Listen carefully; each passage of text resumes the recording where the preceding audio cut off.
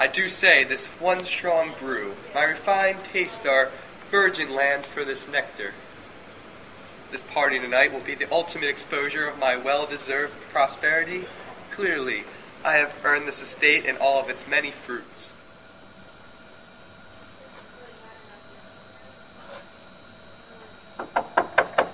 Ah, my first guest. How do I hope no immigrant trash abandoned their putrid tenements and found their way into my doorframe? Hello, Mr. Willard. How do you find yourself on a night of social exuberance? Good day to you, too. All is well. It isn't often that I find time to partake in such an engagement as this. And in a manner such as this lavish and pompous estate. Pompous? Sir, I'll have you know that only the finest and most extravagant pieces find their way into my collection. Have you ever seen such fine threading? No, I assure you that it's not how I meant it. Sometimes my mouth betrays me. Clearly you have a taste for the finer things. I have never been the type of man to splurge in exotic threads of your fancy plates. I find my many in the facets belonging to the leisure class overindulgent and unnecessary, but hey, to each is his own. Your view new to me, and I can't quite say that I agree with you, sir. There is no better way to bring to light one monetary worth than to exhibit his many fine possessions. Clearly you are sold on such beliefs. Is that liquor? Of course, perhaps the strongest in the nation. Go on, let me pour you a glass. No, I shouldn't. I'll never hear the end of it from my wife. She's been so adamant about the destruction of this poison. I couldn't disobey her. Well, the occasion calls for it. I say, what an absolutely delightful spirit. Excuse me while I go pour another 2 or 3 glasses.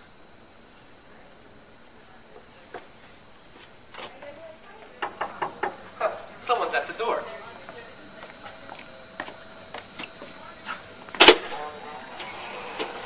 Welcome, Ambassador. What brings you to my party tonight? I've just come back from the rising sun, and I'm looking for some American enjoyment.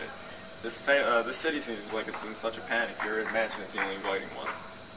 May I come in? Of course, sir. Besides, what is the point of closing one's horizons offer the potential benefits of others? Ah, smart man. I find such policies of isolation useless and ineffective. Most are more than willing to rise on the strong shoulders of the nation, and we should not be ignorant to reach out and accept them. Of course, but not all are willing to do so. True. Those not willing to join should be taken in by, should we say, diplomatic force. It is unnecessary to live in such barbaric conditions that I've witnessed in the far Pacific. I can't imagine seeing one of my fellow Americans live in such putrid conditions. From what I've heard, the new immigrant inspector has such an unthinkable effect on our cities. Surely you jest. No such conditions can exist like I've seen in the barbaric Pacific. You, sir, are a comedian on the level of Mr. Mark Twain. Excuse me while I partake in some American affairs. Actually, I've never been a fan. I find his writings overly critical of the newfound wealth of this nation.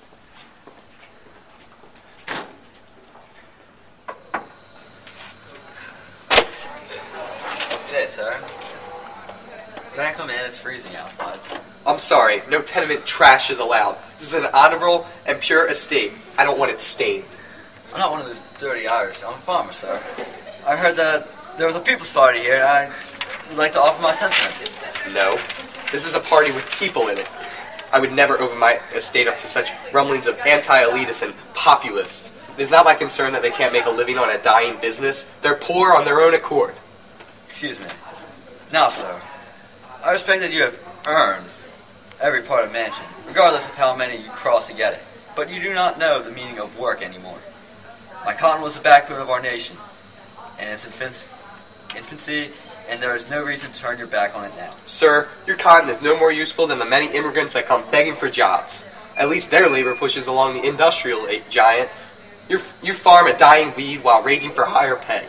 I dare you to find an openly aggressive labor in my factory that cry for higher wages. Industrialization is king.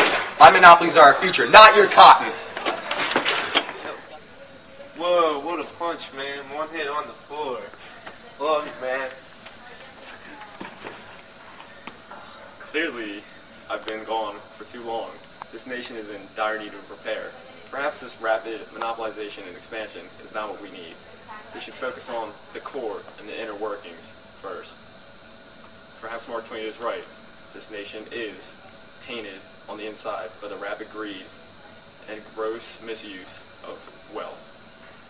You, take a little walk.